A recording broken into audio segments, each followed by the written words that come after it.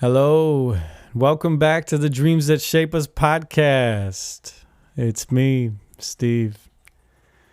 I am here to let you guys know that we are going to be taking a very short break this summer.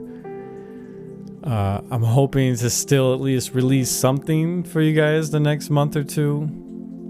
I just have to start recording this album, and I just started a new job in May, and it's taken a little adjustment to get used to the new schedule, which is me getting up like an hour and almost 2 hours earlier than I was, and that means that it's chiseling it into my creative time at the end of the night, because now I'm getting up earlier and I don't have as much time at the end of the night when all my family goes to sleep to work on things like this. So it's been an adjustment and I'm figuring it out, but I'm realizing that trying to record this album and uphold my commitment to this podcast is really hard. It's very, very hard. So for the moment, while I attempt my best to record this album as quickly as possible, I say that with a lot of hesitation because I want to give this album everything that it's got. So I guess we're going to see what happens here. I don't have any definites, but I can assure you that the show is not over. That is not my style to just drop and run. And we have our 50th episode coming up, and it's exciting to me. So we are not going anywhere yet. We have been in the trenches with this podcast for almost 4 years now, and it feels like it's been a long, long commitment. But it literally is so fulfilling to me to do this show that I really don't know how I would walk away from it. With all that said, what I am going to offer you here today is an interview that I did on Melissa Johnson's podcast called The Dream Hub. And Melissa was a guest on our show last summer with the episode called Till Death Do Us Part. And if you have not listened to that episode, please check it out. It's a really phenomenal episode. Jason and I both interview her, and there's all kinds of crazy, wild spookiness that happens and prophetic dreams on Melissa's part about each of us. And yeah, it's a wild ride. Let alone her story, which is phenomenal. But she interviewed me on her podcast a couple months later, and this is the interview that we gave, and it's all about my music. It's all about my journey with dreams and music and how they've totally intertwined themselves. And if you have really enjoyed listening to the music that I composed for this podcast, I think you'll really enjoy hearing some of my singer-songwriter hip-hop music. It's all very conscious, all inspired by dreams. Really powerful lyrics, really beautiful, beautiful stuff, very healing music. And if you want to know and have the behind the scenes look on what my creative process really looks like, I really did an amazing job laying it out so beautifully. I was listening to it earlier today just to remember it, and was just blown away. Damn, Steve, I don't know what crawled up in you when you were in that hot seat, but holy crap, how beautiful I articulated it. It was wonderful. So I really hope you enjoy it. I really hope it touches you. It's Steve in rare form. I don't know if it's rare form, but it's what you would expect from me. And when you hear all about my creative process when it comes to the actual songwriting and lyrics and all that stuff, that same process is applied to how I write this music for this podcast. It's all very intentional. It's all with deep surrender and deep yearning to be in deep relationship with myself and with the muse and with that powerful creative energy that is ever present and is wishing to be in collaboration with us. So yeah, it's a beautiful mesh of our podcast and her podcast, where you get to hear all of the storytelling that I love offering so gorgeously, and then you get to hear all of the juicy technical, dreamworky stuff surrounding it all. So I hope you enjoy it, but stay tuned. We got some beautiful stories on the way. Jason and I both interviewed Dr. Ed Tick back in April, and I've just been really waiting for some good time to give that episode all that it deserves, because it's a truly beautiful story, and we got quite a few other dreamers waiting in the wings to tell their story as well. So please stay tuned. This is not the end of the road. We just need a month or two to take care of a few other creative projects that we each have going on, and we'll be back with you, hopefully stronger than ever. We love you all. Thank you so much for your support always. Thank you so much for your continued showing up and being beautiful, and we hope that your dreams are just rocking your world right now. And if you got some beautiful stories to tell, please reach out to us. Please go to www.dreamshapeus.com. Send us an email. We'd love to hear from you. Alrighty. I love you all. Peace.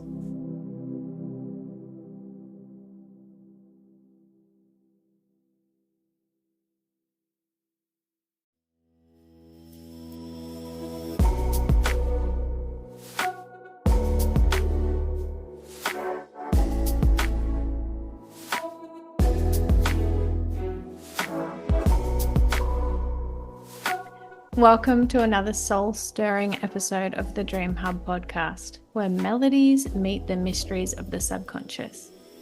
I'm your host, Melissa Johnson, and today I'm taking a musical journey through the dreamscapes with Stephen Ernenwine, a masterful dream worker, lucid dreamer, and a multi-genre musician. Stephen's life and work are a testament to the healing power of dreams, as he's devoted the last 26 years to creating music that resonates with the soul's journey. As a co-host and composer for the Dreams That Shape Us podcast and creator of the songwriting Soul Retrieval course, Stephen embodies the spirit of creative awakening. Get ready to fall in love with the questions dreams leave us with and explore the muse that guides us through the night. Thanks for coming, Steve. It's awesome having you Wow. here. Yeah, thank you for that. That was beautiful. Oh, you're so I feel welcome. honored. Well, you did it all. I suppose I did. It's nice hearing it laid out like that, though. So I'm sharing your music throughout this episode, and it's so cool. And I can already tell that there's amazing stories behind it, and I can't wait to get chatting about each of the songs. But before we go there, let's go with this question. I want to know what moment sparked your journey into integrating dreams in your music? Well, so I've been doing dream work for 18 years now, and I had wanted my dreams to inspire my music all along, and they did subtly, and I didn't really know how to honor them in that way in the moment. So I had a lot of musically charged dreams, but I had never really had dreams that were like, here's a song title, or like, here's snippets of lyrics, or here's a chord progression, or hearing the piece of music. Um, so that part of my journey didn't happen until that all came online in 2017, after I went through like a 7 year drought of not writing music. So I have like my compositional instrumental music that I do for my podcast, and then I also have my like singer songwriter hip hop kind of music. So there's like these two different worlds, and I did the instrumental stuff for a while during that 6 7 year period, but I kind of was really hiding from like the actual like songwriting for a long time. I was terrified of the call that I felt. It was felt so intense and so needed, and it was so daunting to me to like try to know how to like live into that. And so I was using like the instrumental stuff as like a way of being like, I'm still kind of doing it, but I'm doing it like inside of myself. I knew I was doing it in a way of like not having to do the other. So it really created like a really intense kind of dark night of the soul for me. And yeah, going through like a really initiatory like experience through my dreams. Ultimately, that process came back online after a really deep death that I went through symbolically. And yeah, it was like the reward for doing the hard work that I was resisting. And yeah, the way that that process came back online was so beautiful, and it made me truly like understand and be aware that like music for me is like such a source of my personal power, and the amount of power that I was using to push that away was was totally like destroying myself in the process. And yeah, I'm so grateful for how they've been coming to me. And I'm just about to start recording my third album that's been almost exclusively inspired by dreams. And so this process is everything that I've ever wanted all along, and I'm just so deeply indebted to the kind of beauty that's come through them, and like the healing that comes through writing these songs. Like these songs, the snippets that I'm given, they're just snippets, just enough to get me started. It's like an access point to really move in closer to the material in a way that maybe I would have like skittered around it before. Like maybe I always wrote deep songs, but they were deep to a point. And these ones, like, they really go for it. uh, and man, a lot of them have left me bawling and crying and just like really feeling like I've touched base with something like really true inside of myself. Yes. So, do you think that when you were like composing and creating music and putting it out there, but you were holding back, that your dreams were also like holding back on giving you more musically? Like, you know, how you were saying that Mm, at the beginning, it wasn't, you know, it wasn't giving you particular things like a song. It may have given you like a vibe to go with when you woke up. You yeah. felt inspired, but it wasn't giving you like particular lyrics or anything. Was it when you then started to be a bit braver with what you were releasing that then you started getting more come through to you? Yeah, I think the way that I've looked at it is that this process is it asks a lot of you. And so I think when I really started doing like the really hard shadow work that I was doing during that really dark night of the soul I was in, I think the reward that I got was this process, just for the fact that it knew that I could finally go there with it, that they would give me these songs and I would honor them in the way that that place within me like really was craving. Mm. And so I feel like they didn't fully step forward because I wasn't quite ready to step into that kind of material yet, and that I wouldn't have maybe been able to honor it in the way that I'm capable of doing now. Mm. So I think that like has a big part to do with it. Mm. And I think maybe just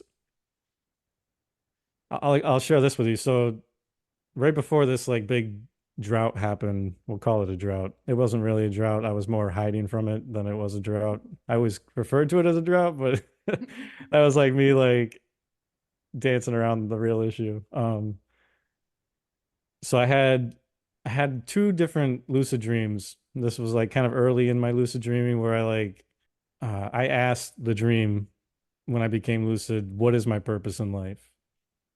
And I had read online that you could do that and potentially something would happen, or maybe like a symbol of that would like rain down from the sky. And so I did it. I was in a dream space and I just said, what is my purpose in life? And nothing happened for a few seconds. And I'm like, oh God, uh, this feels terrible. Please give me something. And all of a sudden I like felt a thud next to my foot and I looked down and there was a microphone and I picked it up and it was just like one of those moments where like it just felt right. And there's no words spoken. It's not like the voice in the dream was like, you're to be a musician. But it just like it felt so affirming. Like when I was 13, I was in a music class and I remember the teacher, God bless her soul, she says out loud to everybody in the class, anybody of you have bands or do you write your own music? And I just went, huh? Like, wait, I could do that? Like, I'm only 13. Like, why did nobody tell me I could like try to write music? And so that just like a fire just like lit in me, and I started writing music at that point, and it was pretty much largely hip hop at that time because I had no idea how to write music or anything like that. So I would just like rewrite other hip hop artists' songs with their beats and stuff like that. And I just felt very called. Like that felt like a real calling. The way that that like hit me and ignited that in me. But as a 13-year-old boy, like and growing up into an adult, it's kind of a fanciful thing in many ways. It's kind of like wanting to be a basketball player as a kid. That's how it kind of felt like, well, this may never actually, this may not be really real for you. And who knows what is going to happen with it. But when I had that dream, up to that point, I was like, yeah, I feel like this is like a legit thing that I really want to go towards. But like when I had that dream and I held that microphone, that felt like my soul being like, no, like Mm. you knew, like I got chills right now. Like this is your calling. Like this is legit for you. And at that point, I was like, oh shit. What if I don't, what if I don't make it? Like, what if like I don't know how to make this happen? Like, what does that even mean? Like, how am I supposed to use this? And like all these questions started like popping up, like, oh my God, now I feel like if this doesn't work out, that somehow it's gonna ruin me, or I'm gonna feel like I Mm. didn't get it to work. Isn't it funny how our mind just has to get in the way of our dreams all the time? It's like, you don't need Yeah. to worry how. Like, if it's for you, just do it. It doesn't matter if you fail, just do it. Uh, What your soul yeah. wants, right? Oh man. And then the mind's like, well, what about this? Shh. Exactly. And look at you Yeah, and now doing it, I was just so doing it. worried about failing myself that I did. I ran away. I hid from myself for 6 to 7 years, and I allowed that to and there was a few other things that happened. Like I had a few botch performances that like really messed me up and made me afraid to get back on stage. And there was a bunch of different things that like all collided. So it wasn't just like this dream happened and I was like, oh God. It was like a a culminatory like kind of experience, but that was like a big part of it. And yeah, the initiatory path that erupted out of that, that had to erupt out of that for me to actually begin to answer my call. Yeah, like I said, made it very, very understood that like music to me is part of why I'm here. It is part of my power. It is such a true, beautiful part of who I am. And if I don't answer that at all, like if I don't even just answer that, whether I'm successful as a musician or not, if I don't answer that feeling inside of me at all, then it's gonna ruin me. Mm, And it doesn't matter what happens with it. Like it's to me, it's more about the relationship now. It's not so much about being famous, which was like a big thing when I was in my early 20s. Like, oh man, yeah, we wanna. mm, I don't really care that much about it now. I would love for my music to become a financially sustainable thing in my life, but yeah, it's so much more about the relationship now, and especially the fact that the dreams are in relationship with me in it. mm, It's it's such a deeper process now. It's such like a more soulful experience where it feels like I'm being met by such a deeper part of myself that makes it so much more nourishing. It makes it feel so much more special in that way that it's coming from a place that I'm not controlling, that it's more poetic. It lures me in, it draws me close, it erupts the process in such a beautiful way that I'm like, oh my God, like how much more beautiful can this really get? And yeah, it's become everything to me, and Yeah, when I created that songwriting soul retrieval course this past summer, I was just like, I want to share this with other people. I want other people to, if they want to integrate their dreams into their songwriting process, I would love to have a hand in helping them to do that because the way that this has just revolutionized my songwriting, it constantly forces me to like step outside of my comfort zone and bare my soul in a way that I wouldn't have. I would, Mm. like I said, I would have maybe skittered around it. Yeah. Um, To me, what I see and I feel you in that, like, it's scary to jump out and do something, like that, and that it's uncomfortable, and that you were kind of trying to hide from the uncomfortable or not putting yourself out there. But then it's actually more uncomfortable when you're fighting against something that your soul really desires, and that yeah, once you do jump in and do it, that the positive always outweighs the negative of how uncomfortable it does feel. yeah, I feel you on that. And I think a lot of people, a lot of people will know what you're talking about, that feeling of just wanting to do something, the thing that you feel is your thing, but being like hmm shy or scared of judgment, or there's so many different things. What if I fail? All of that. But it's like the beauty's on the other side of that. It's just like, don't yeah. even worry about why, how, what could happen. It's, you kind of have to just close your eyes and dive straight in and just see what happens, because it's just always worth it. It's always like so much more beautiful when you go through that initial, like, it's I know. scary. Yeah, absolutely. I had heard like this quote where it was like, you can't look at where you think you're gonna make it to. Like, if you look at where you end up or who you need to be to like do the thing you want to do, it's gonna feel way too big. It's gonna seem way too daunting. It's gonna seem like way too far away. You gotta just like focus. What step can you take right now? And then the next step after that, and the next step after that, and then eventually you get there. But oftentimes, if you're looking too big picture-ish, which is what I was doing, you can totally sabotage yourself so easy because it does. It's daunting. It's terrifying.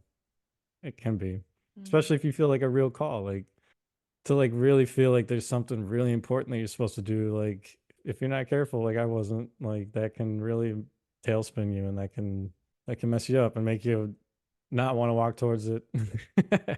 at all. I'd love for you to walk us through how a dream evolves into a song in your creative process. Okay, yes. Do you want me to use one of the ones you were going to play? Oh, yeah. Could we talk about Let Me In? Hmm. Yes, that was a good one. That I love that song. Me too. I was originally trying to get another man to do the second verse, and when the guy ghosted me, I decided that I had to write the verse myself. That song, which you'll hear it, but it's all about men like me, like making a plea to men to come close, to be in brotherhood with each other, and to really be vulnerable with each other so that we don't have to feel like we're doing this all alone, because so many men out there, they don't feel like they have anywhere they can turn. They don't feel like they have anybody in their corner. They can't be vulnerable with anybody without feeling like they're appearing weak or less than a man. And it's such a tragic, defeating cycle that we find ourselves in, where we don't reach out for help, we don't ask for help, we don't accept help. And then look at the suicide rates for men. Like it's wild and so unnecessary. And so this dream,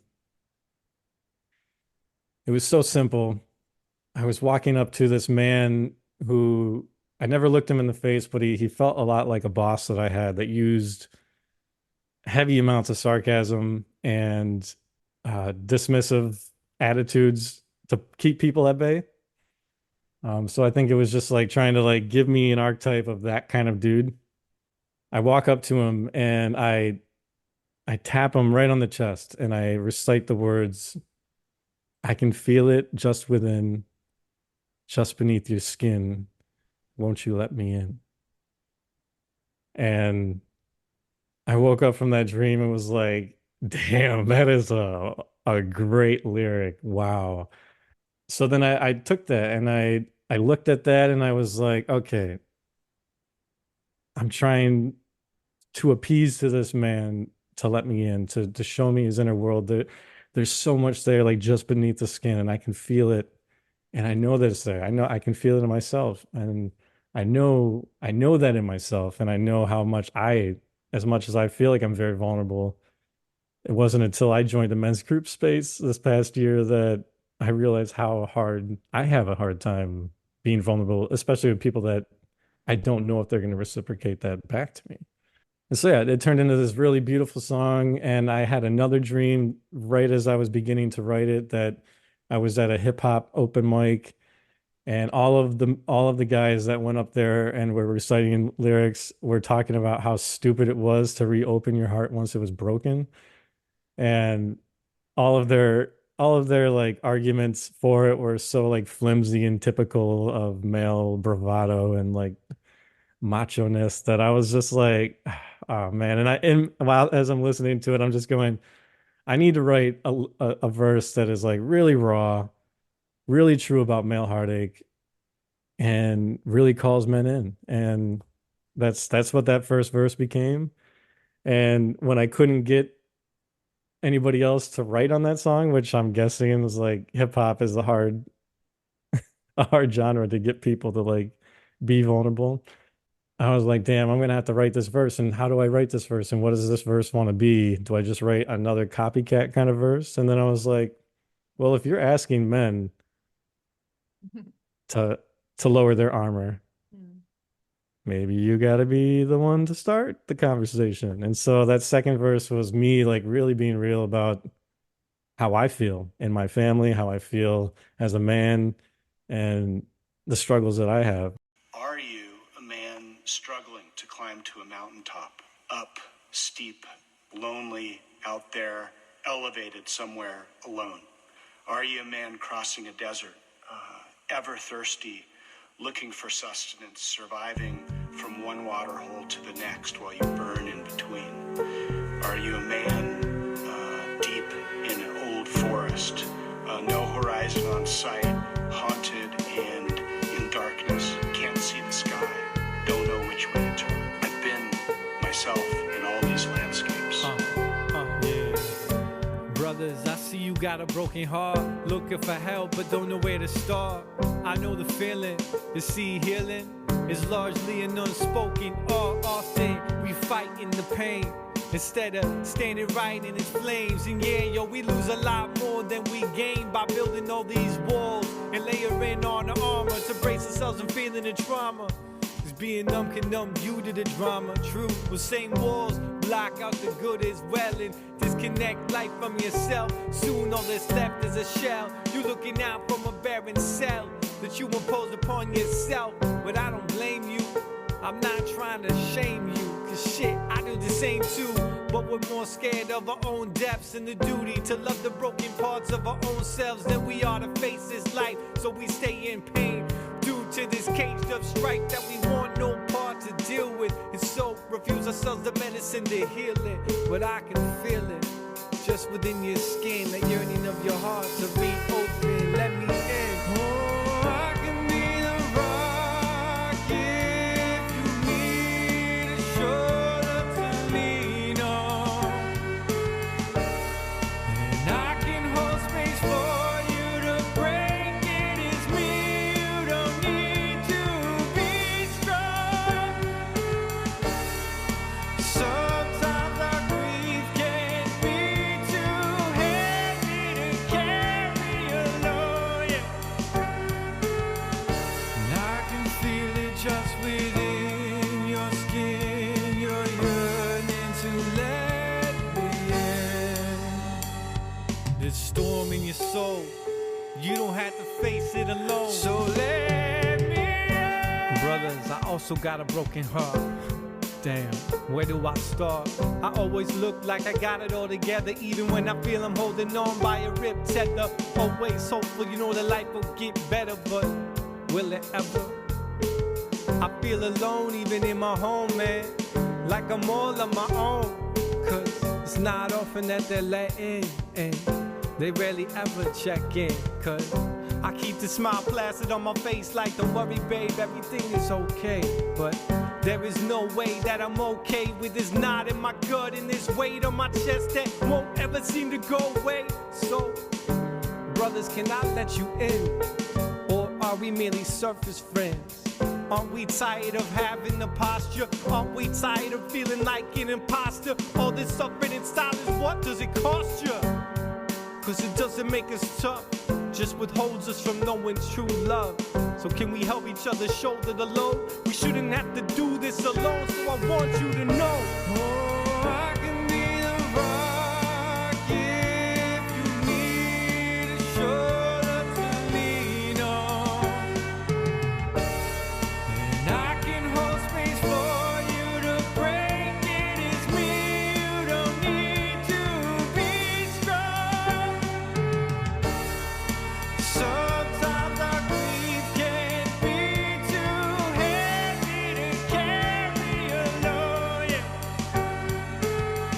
And I can feel it just within your skin. You're yearning to let me in. These storms in our souls, we don't have to face them alone. So let me running from the pain. And I've been running, but how can I hide from myself?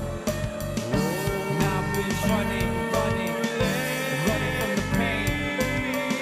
And I've been running, but how can I hide from myself? And I've been running from the pain. And I've been running, but how can I hide from myself? And I've been running from the pain. And I've been running, but how can I hide from myself? You're so much stronger than you know. But that storm in your soul, you don't have to face alone. Just let me in. You're so much stronger than you know. But that storm in your soul, you don't have to face alone. Just let me in and I won't ever let you go. I know a lot of these trains, and I know that the journey never ends, and that's the beauty of it. I've learned through all these different landscapes of my life that I can smile, I can go with the sense of adventure, I can learn from the hardships and the ordeals, and if I'm not alone, if I'm working across the landscape as I did in endurance racing with a team of men, it makes all the difference in the world because you have people to lean on.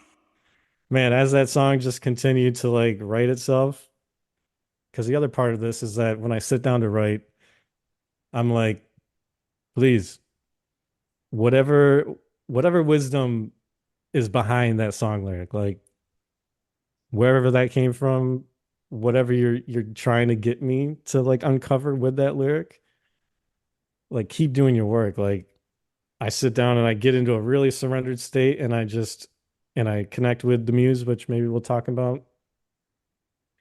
And I'm just like, please, like keep doing your magic, like keep helping me know what this wants to be. Like I am the instrument here. Like please work through me, use me. I'm totally open. And I just follow all of the hits of inspiration I get and just one after another happens and then I get to the end of a verse and I'm like, wow, that like really wrote itself. It usually like as the inspiration's coming through, you're like, oh my God, that's amazing. That's such a beautiful line. And then they keep hitting and you're like, oh my God, this is getting really deep and really like meaningful. And by the end of it, you're just like, like that just brought me to this really beautiful place and like the awareness it brings and like just where it takes you into your own heart is I mean, it's really, really special and really meaningful. And I mean, like that second verse when you hear it, I mean, I really I was terrified to put this song out because I really felt like I really took my armor off and said some really true things that were really hard to say and even write. And just like trusting that and like writing it anyways was so healing. And that for me is like where the soul retrieval part of writing these songs comes from is like being brave enough to go there with it and moving into that feeling and being willing to write it and put it out there. I mean, whether you put it out there or not, doesn't matter. But if you do put it out there, like that's a whole nother like step of healing and like ridding yourself of shame that has been a big part of my healing journey. And yeah, just touching base with those really true feelings and like being honest about them and like really allowing them to hit you and move into them and be curious about them and know that that's where the dream was really trying to get you to go. Like that's like this is bigger than writing songs. That's what I keep telling people. Like this is bigger than writing songs. This is doing soul retrieval work because you're recovering and you're reclaiming places within yourself that maybe you haven't touched base with in a long time, or like maybe you have been putting a wall up against wanting to feel and hear this song like pokes that little perfect spot that as you move into, you're like, oh man, oh God, thank you. Like now I feel like I've reclaimed something beautiful in there, and now I got this gorgeous song to like connect me with that. And I don't know. I don't know if you can tell. I love this. I love it. I absolutely love it. I mean, I've heard of people talking about soul retrieval and that there's ways to do that within the dream world. And but this is a total different, like this is like an embodying way of soul retrieval where you're talking about like tapping into feelings that you've suppressed and then seeing what kind of beauty can come out through that. And it's sort of like intuitive writing in a meditative space or something. Are you writing or are you using a voice recorder? I typically write. Yeah, that's Yeah. so Um, interesting.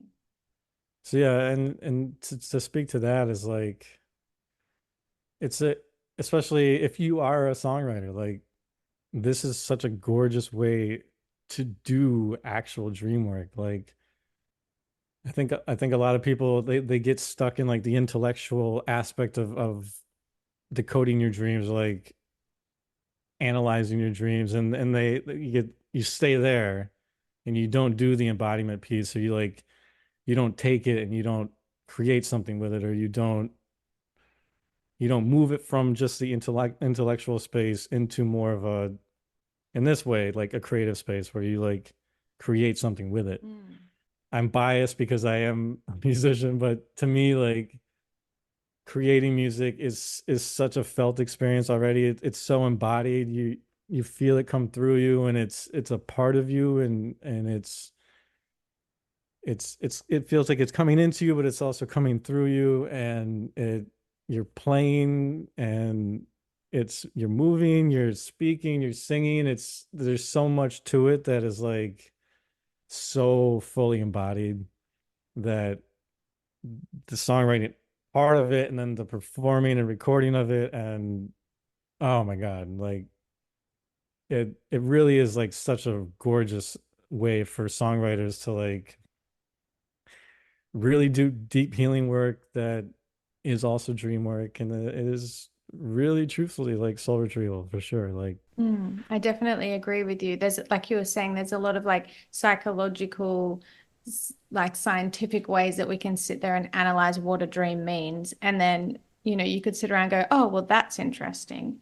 Or yeah, you can really feel it. You don't even sometimes need to analyze it because if you stop and actually go inward for a minute and let the emotions erupt, you know what it's about.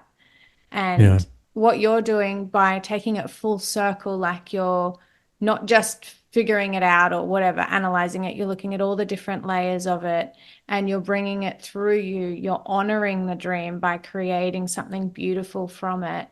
And in a way, rewriting any of the negative things that come through. It's like you're finding ways to help and fix bigger problems within the world. And you're bringing it out to share with others. You're not just keeping it to yourself. So there's so yeah, many different layers here that I can see where it would be so healing that it's just incredible. I absolutely love what you're doing. And I loved listening to this album. It was really not what I expected at all because I just heard your music from The Dreams That Shape Us and I was like, oh yeah, it'll Hmm. be like instrumental, like dreamy type polite music. And then, oh my God, I was in love when I started listening to this album. Usually I'll listen to music and do something else at the same time. And I just stopped and sat for like an hour and just listened to every single song, like with my eyes closed, headphones on, like, wow, because it's such a journey. There's so many layers, and I can feel how heartfelt and deep this music is to you, and knowing that it's come through you through dreams as well. It's like channeled through you these messages that the world needs to hear. And Hmm. especially like men's mental health is really important to me as well. And so Let Me In was the one that I just gravitated to straight away. I was just like, I love this one. And Yeah, then the next song that I fell in love with was Show Me the Way. I'd love to hear about that song and how that came to be. sure. First of all, thank you so much for that. Oh man, that means so much to me to hear that. That's awesome. Thank you. So yeah, Show Me the Way had a really impressive dream attached to it. I was living in an apartment at the time and I had a dream, one of those really awful dreams that like someone's rattling the doorknob, like trying to get in, and I can't remember if they actually were opening the door and I slammed it shut on them and was able to lock it. But yeah, anyways, there was like an issue with the door and I was furious, like just so mad that somebody was like trying to break into my apartment and they stayed there all night. And I woke up and found out that they were still there, like outside the door. And I'm like looking out the peephole, and my neighbor comes out of his door, and they start talking to him, and then following him down the staircase. And as I see who they are as they're going through the doorway to the staircase, I realize that they're like Mormons or like Jehovah Witnesses, like. And I got so pissed. I walked out and I'm like, wait a minute. You guys are Jehovah Witnesses or like whoever they were. And I'm like, and you guys stayed outside my door all night. Like, what the hell is wrong with you guys? And I'm like chewing them out down the staircase. I'm like, you guys made me have to feel so unsafe all night. Like, and it's you, like pretty harmless dudes. And I kind of like broke, and the guys were like, they came up the stairs towards me and they apologized and they're like, I can't remember exactly how it happened, but I think I had like a really like hard moment as I'm like in the middle of my fury and I just broke and I was just like, help me, like please help me. Like I don't know, I don't remember. I wish I would have revisited this dream. But anyways, they hand me a pamphlet that they said all the answers you're looking for will be in here. And I'm like, yeah, okay, buddy. And they hand me it, I take it, and they leave and I'm looking at it. I'm pretty sure it said on the pamphlet, "Show me the way," and it had like some other writing on it that I'm not remembering, and maybe I didn't even remember it in the dream. But I had this like hardcore moment of like really feeling into that and really feeling like I was not that I was lost, but that I was like really in need of like a real like touch from God or like it just had this moment, this overarching like moment of like feeling like I really needed like a God like moment to like help me know how to move forward. And this music just rose up in that moment in the dream, and it was like so beautiful and so haunting. And I remembered that it was like a four chord song progression. The third chord was this weird bluesy chord that shouldn't have been in that lineup, but somehow it worked. And that's all I could remember about it. I couldn't remember like what the chord was, and was analyzing the music so hard. Like I'm like, oh my God, I need to remember this when I wake up because I was like becoming partially lucid and woke up, tried my best to recreate the beat. And this happens so many times when I actually hear the music. Right? Like I try so hard to like bring it back the way that I heard it, but it almost never works out like that. And typically the way that I've I've come to like understand that is like it gives me this vision for what it could be.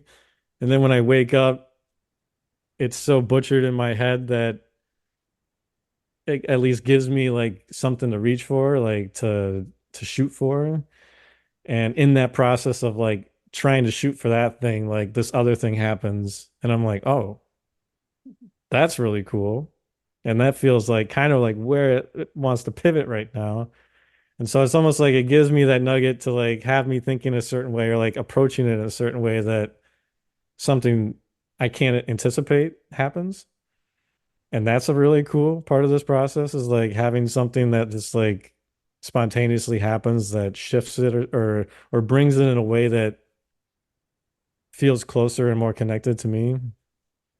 And so yeah, that song had a few revisions, and then I had my friend Mike put guitar over top of it. And when he sent me the guitar riff for that, I was like, damn, that just sent this up a whole nother level. And then my other friend Mike, I had two mics credited on that song who did the drums for it, and that was like, man, we got a hell of a song here. And yeah, so that song I just sat down and that was a real deep surrender. And I just it is a plea to God in that song.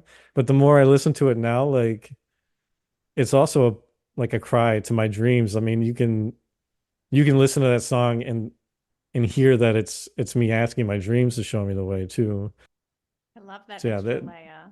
yeah, there's and that's the Yeah. cool thing about this process too is like the songs become dreamlike because they're inspired by a dream. There's layers to them that I can't even anticipate when I write them. And if I just allow the process to happen to me, typically I'll sit back from a song and I'll be like, "Oh my God, like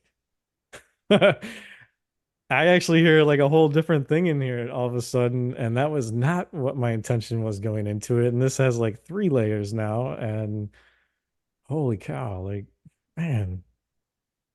So So cool. Well, I'm really excited to play that song. So I'm going to put it on for the listeners now. So this is the song called Show Me the Way.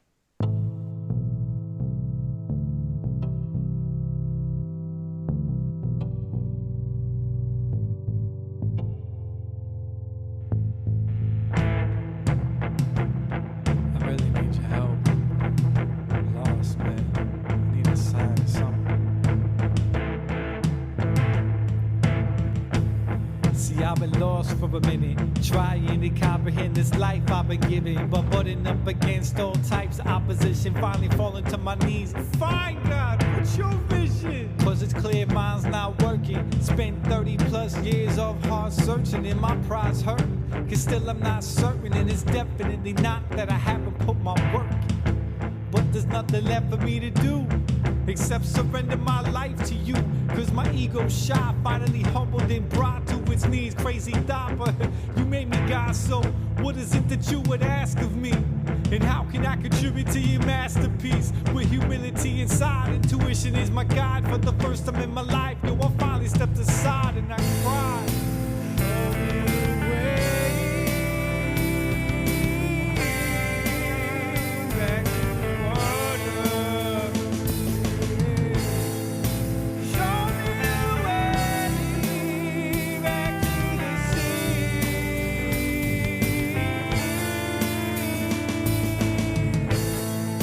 Show me the way, oh,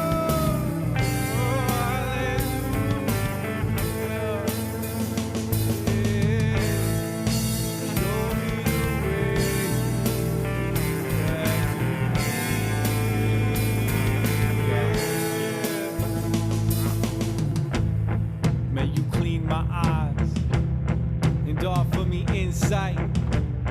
May you free my hands to help me balance dark and light in the depths of my soul. May you thresh from my being everything that I hold too tight and cling to. Obliterate all my untruths. May my naked soul be the only poetry I sing you.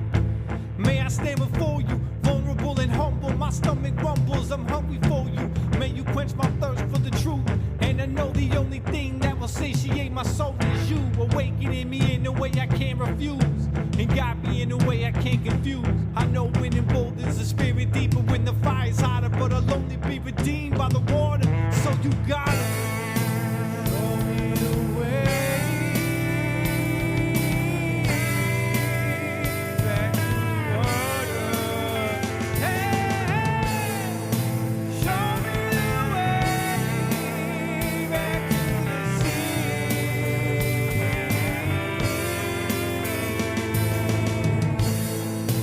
Show me the way home. Oh, hallelujah. Hey, show me the way back to me.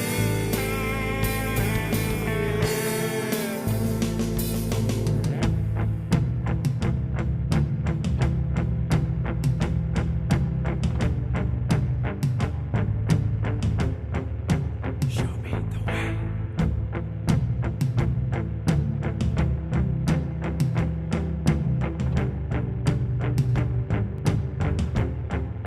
Show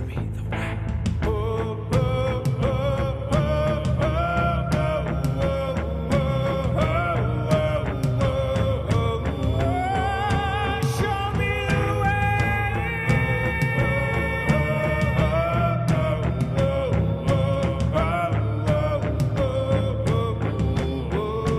Show me the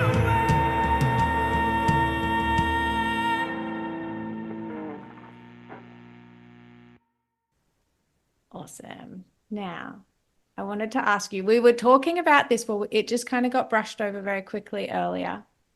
I wanted to ask you, how do you cultivate a relationship with your muse through dreams?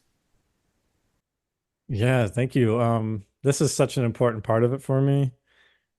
Uh, Especially when I was doing the chorus this last summer. I was really curious to see how this aspect of it was going to translate for other songwriters. And because for me, the muse shows up as like a combination of like she's a female for me, and she is the musician, the musician source of my creativity, but she shows up with the lover energy, and the two are like woven like that. And I was really curious to see like, is the lover energy going to be really infused with the muse for the other people that come to this class? And we really found that that was really true. And I was really, I wasn't surprised, but I was happily surprised, I guess, that that really was the case for everybody. And for me, that's so important because the lover energy is so tied to passion. It's so tied to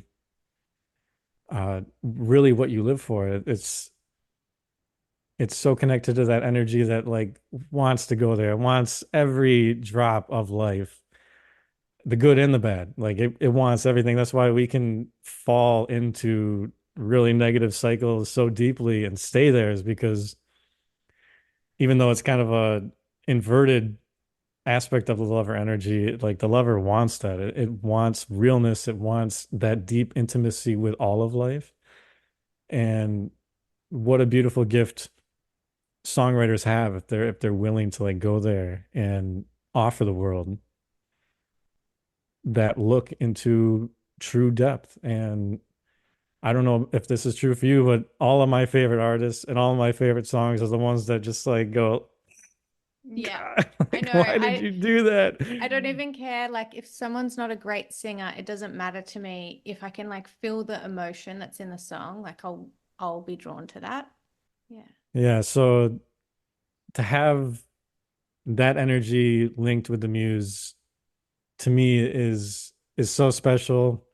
It not only the fact that she presents herself to me as the lover combined with the songwriting aspect, uh, it creates relationship immediately because in through the dreams I am in relationship with her, and I get to see what my relationship to her is like. Is it, are we dancing, or am I pulling back? Is she pulling back?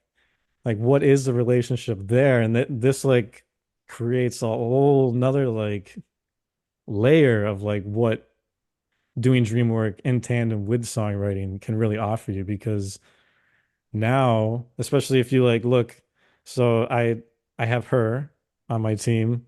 I also have the musician who I in my imagination is the piano player in me, the saxophone player, the composer. He's the guy who does all of the music stuff. And then I separate the lyricist, the guy who writes the songs. So I have her, those two archetypes. I also include the storyteller a lot, the wounded healer. If I'm doing songs that require other archetypal energies, like the victim, the father, you name it, I call them into the process also. And so you get to see through your dreams, like what is your relational dynamic with all of these aspects of your songwriting process? What is your relationship like with them? What is it asking of you to honor it deeper? And how can you honor it deeper? And there's so many like beautiful ways that having the relational dynamics in your dreams through these archetypal forces that can lead you to becoming the musician or the songwriter that you've always wanted to become. And by forging that deeper bond in relationship with those aspects of yourself, yeah, it's a beautiful ride and a beautiful way that you can combine your dream work with your songwriting. It's really quite beautiful. And to give you an example of like what this kind of relational dynamic can look like, I remember for a long time, see, this is part of my problem is that I'm naturally a really good musician. I don't have to practice very much to be good. And so I don't practice very much. And if I did practice, god damn, I could be so much better. And holy cow. But so for a long time, like, I don't know what my problem was, but I was it's secretly sabotage. It's a way that I was like trying to thwart myself from being out there. And so I would only like give myself like a week to prepare to perform. And then I would not do as great as maybe I would have wanted to. And it was like a really crappy way of like kind of reopening wounds of like shame and like feeling not good enough or like in a way to like try to scare myself off the path unconsciously. Like there was ways I was doing this and one time after like a really botched performance where I like did not give myself enough time to prepare. I just went into it blind kind of and I had a dream that this guy who is from the local music scene he came to me in a dream. So he was like the musician slash lyricist. And he says to me, you know, I'm kind of done with you. This is bullshit. You never like I can't remember exactly what he said, but he like he really gave it to me. And then he walks off. And the whole rest of the dream, I'm like desperately trying to find him again. And I woke up and was like, oh damn, like he's pissed. Yeah. And like if I'm gonna get back in his good graces, like I gotta figure out like what I'm gonna do here. Like how am I gonna show up better? How am I gonna honor him in that place within me in a deeper way that I'm not like secretly sabotaging myself or like I don't know. To Mm. me it sounds so stupid now, like to think about it, like why were Yeah, you but not? because Exactly. you're a lot more healed now than you were back then. So now you Yeah, see it in a exactly. different light. Yeah. That's But so there's cool. so I many love like that beautiful dream. ways. Yeah, there's so many beautiful ways that your dreams can show you what you're doing relationally Mm. to yourself and really encourage you and challenge you to be better. It's pretty wild.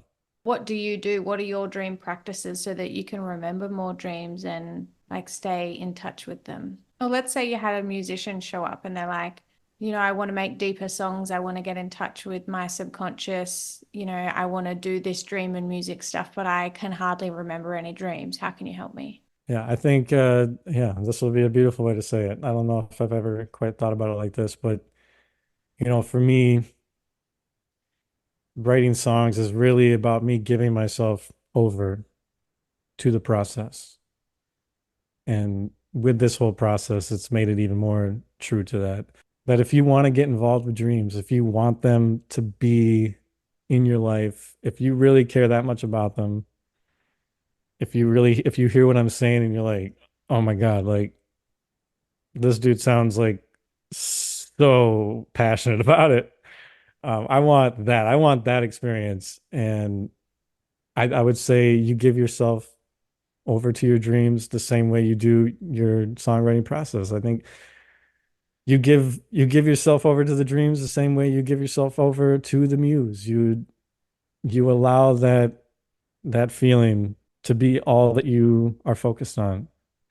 You just surrender completely, and as you're getting ready for bed, you just really connect with that. You really connect with that deep yearning. I think yearning and longing, as much as the new age world has tried to tell us those are really bad emotions to feel, I think they're like very beautiful emotions to They're very feel and to romantic. connect with. Yeah, Yeah. it's good. And they make you want to connect with something. So if you're not like honoring your yearnings, if you're not like really holding those and like looking into them and like feeling into them and letting them live in you, I think you're missing out on like a huge movement for you to move closer to something really true to you. I mean, they think that is connecting you with something that you're lacking, but I think it's connecting you with a very true feeling inside of you that is longing for something more. And if you're not connecting with that and wanting something more, like moving towards something more, what are you doing? Uh, to come back to the muse, it's like you're giving yourself over to a lover, writing these songs, doing this deep healing work through your dreams and songwriting. It's like you're giving yourself over to this lover that you want to give yourself completely to. Just make dreaming the same thing for you. Just make that act of coming into deeper relationship with yourself, because that's my big shtick with dreaming. That's what it all boils down to me is like it's to me it's one of the most beautiful, poetic, visual, deeply embodied like ways that you can form a relationship with yourself. That is like what has been for me all along is like it has given me like that's my why is like dream work has afforded me the most precious and beautiful and raw and real relationship that I could ever forge with myself. And so yeah, I mean, give yourself to it. The way you would give yourself to writing music, the way you would give yourself to that beauty inside of you that you're connecting with when you're writing music. Mm.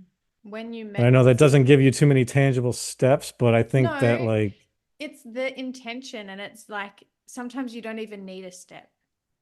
hmm, Sometimes you don't even, sometimes a dream doesn't even need to be interpreted. Do you know what I mean? Like it's just the right. feeling and the knowing, and it's like, oh, okay, cool. That's what we do now. Yeah, because if you had steps, but you didn't have that same feeling, because Yeah. I guess I'm like all about bringing like bringing the passion, baby. Yes. Um, like if you got that, I don't think you need many steps. I think your unconscious would be like, wow, yeah. Yeah. If you're in it like that, like let's do it because Yeah. I want you to be in it like that. I Yeah, need for you to be. sure. The next song that I want to play is Save My Soul. Can you tell me about this one? Yeah, this actually wasn't inspired by a specific dream, but it really encapsulates so much of like what the journey has been for me. Yeah, that was like such a deep, beautiful song. And at first when that chorus like came through me, like I'm calling out to you, my dreams at night are all about you. I'm like, what am I writing about? Like it was like mysterious to me too, and it felt so like right. I'm like, am I writing about the muse? Like, is this about her? And it is, but it's also like me calling out to my soul. Like how do I come closer to you? Like where are you? Sometimes it feels like especially I mean so much of this music came out of that hard time I went through. This is like still like a process of me like really understanding what I went through and like honoring what I went through. That yeah, that song is like a deep ode to all of the hardship of feeling like I pushed myself so far away from my soul, like hiding from myself like that. That yeah, that was like a huge cry for me to find my way home and to save my soul and to really come back into true relationship with it, and the hard path that it took for me to find my way there. And that song in particular, the musicianship on it, like the piano, when I was recording it, I goofed one of the chords. There's a moment within the verse where like the piano like really opens up and you're like, whoa, it just kind of transports you for a second there. That was not a chord that was supposed to be there, and I have no idea how to play that chord. I was like spooked. Like I tried to figure it out and I kind of know the chord, but I don't know how to play it in a way that like created that same sonic atmosphere. And I'm like, I will never be able to reduplicate that. There were so many different little ways, and the way that Mike Hanslow like played the drums on it and the sax that I ripped on it, like there's so many moments in there where I'm like this is the song that I've always wanted to write and never thought that I would actually do it. Like there's so many like great musicians that I like hear songs of theirs and I know every little like cymbal hit, and I'm just waiting for those one moments where like a fill happens on the drums, or like a guy's ripping a solo of some sort, and I'm just like, God, this is so like, and I'm like, I'm never gonna write a song where all of the elements kind of just fit right, and you're like waiting for the next element that you really like about it. That song is like that for me. Like just the way that the moan, kind of soul aching moan that I do, kind of dances with the saxophone and the keys. I don't know. It's just, and this song actually is where I taught myself how to harmonize. So like the harmonied voices you hear in the bridge, uh, that was my first attempt, and that like changed everything for me. I was like, oh my God, like I didn't think I could do that. And so that song in particular, even though it wasn't inspired by a dream, there were so many different things that happened in the creation of it that edged me up and revealed to me like so much more of like what my music could be and what it could sound like. And it's so haunting and just I don't know. I love that song. And it's weird for me to like gush so hard about my own music. Uh No, but it is really good and I can't wait to play it. I'm gonna pop it on now. But uh, it kind of reminds me of, like if someone's had something that they're like pushing themselves away from, or like, I don't know, it just reminds me kind of like the start of when you're about to discover your own dream world. Like, mm, I get a lot of beginners coming to me that are just like, overwhelmed with life or whatever, and they've heard that dream therapy could be helpful, or people that are having nightmares and stuff like that.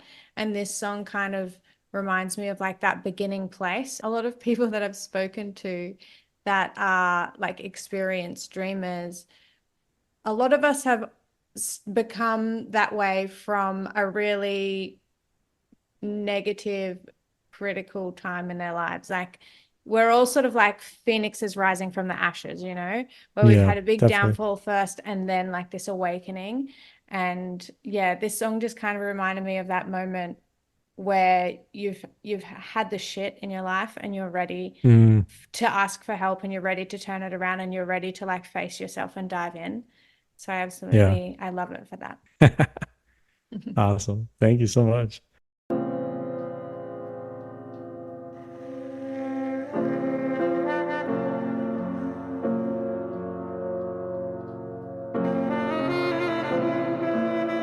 Yeah.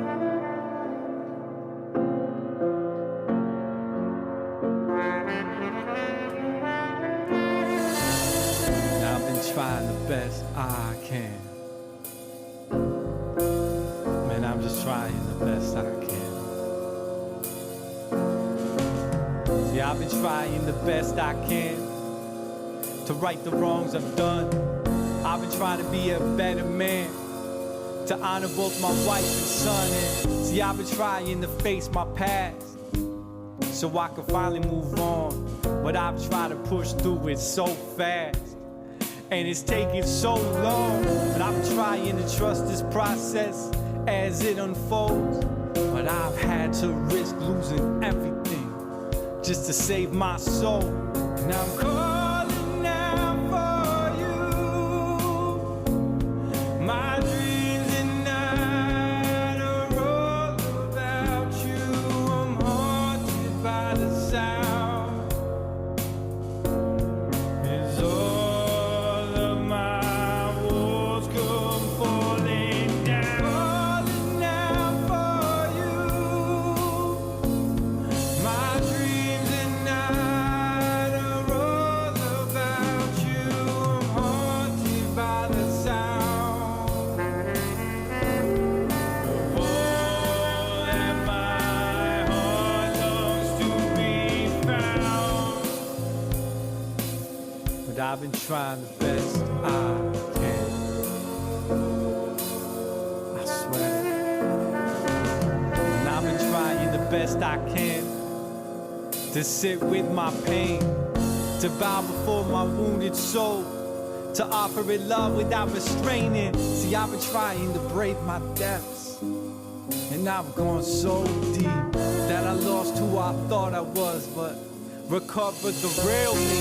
And see, I've been trying to trust this process as it unfolds. But I've had to embrace my deepest shadows just to save my soul. Now I'm calling out for you. My dreams at night are all about you. I'm haunted by the sound. As all of my walls come falling down. Calling out for you. My dreams at night are all about you. I'm haunted by the sound of all that my heart longs to be found. I've endured so many deaths along this road, and I've been trying so hard to find my way back home. And even though this path has taken its toll, I'd do it all again if it meant that I'd save my soul.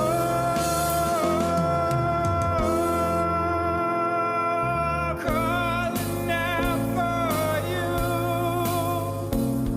My dreams at night are all about you. I'm haunted by the sound. As all of my walls come crashing down. Calling out for you. My dreams at night are all about you. I'm haunted by the sound of all that my heart longs to be found. And I've been trying the best I can. And I've been trying the best I can. Look at me, can't you see I'm trying the best I can?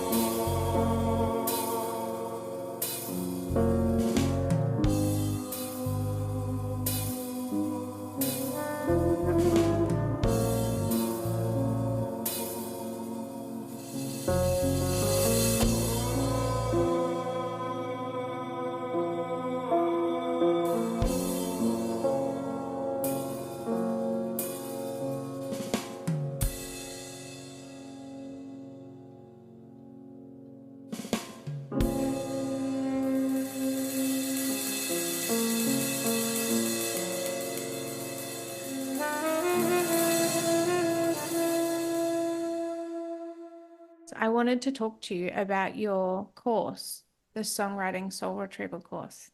Tell us all about it. Yeah, so yeah, it's called Songwriting Soul Retrieval, and it's an 8 week online course.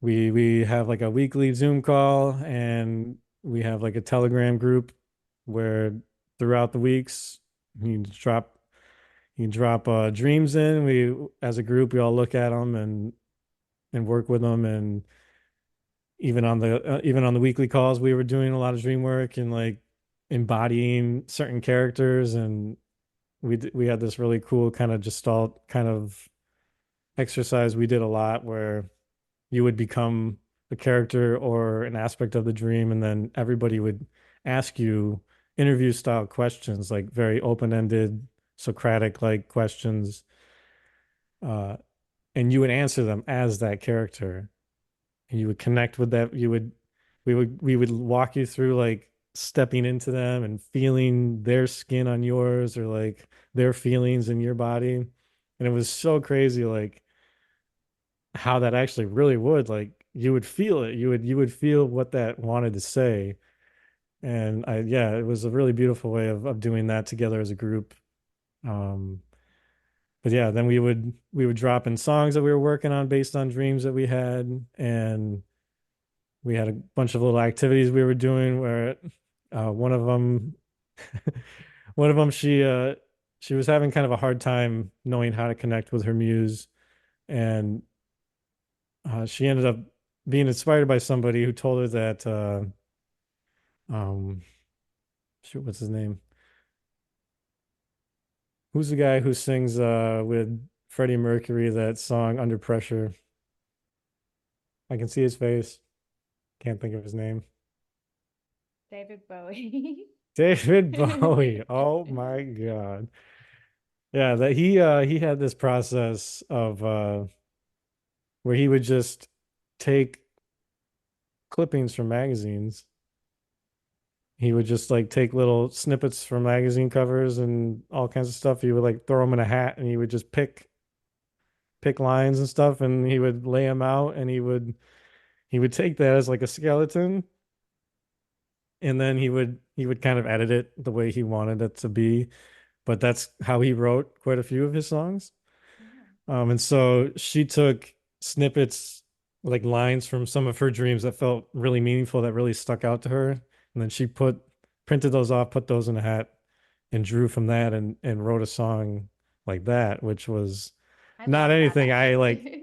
That's Yeah. really cool. It's kind of like a really intuitive way of letting the song write itself.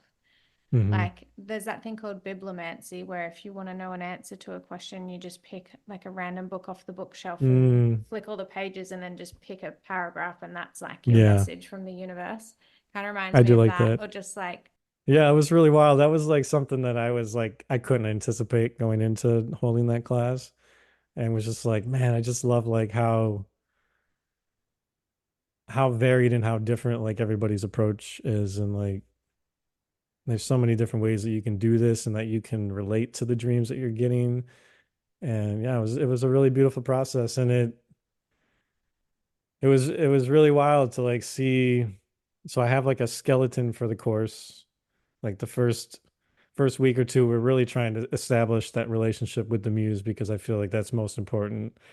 Um, and to see the muse dreams that were happening for people, like I was like, oh my God, like so much of this course was hinged on hoping that people's dream incubations would actually stick. yeah.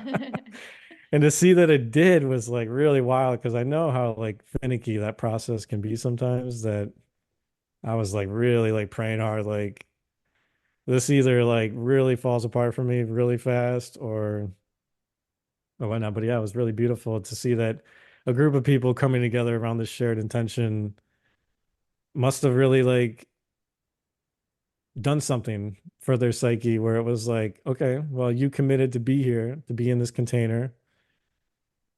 We're gonna give you the work. Like we're gonna show up with you to help you do this. And that was beautiful to see. So man, everybody, if a couple of people didn't write songs within the context of the group, but you could see that the process was working them in a different way. I feel like the process met everybody where they needed to be or where they were at currently. And yeah, so for some people, like to have the relationship with the muse was a struggle because some people have wounded muse figures. I had a really wounded muse figure. Um, and so if you have a lot of, if you've received a lot of critique and that critique has become your own on your work, if you're really hard on your work, um, if you're a perfectionist and you don't even put music out or do anything with it because you don't ever write it because you're so hard on yourself that it has to be perfect. So there's when you begin to open up that relationship, like I said, like you get to see firsthand like what that relationship looks like. And that could become the whole 8 weeks for you. Like just being able to get around that, because if you can't get around that, then sitting down to write music feels really uninspired. It feels really like you don't have that connection there.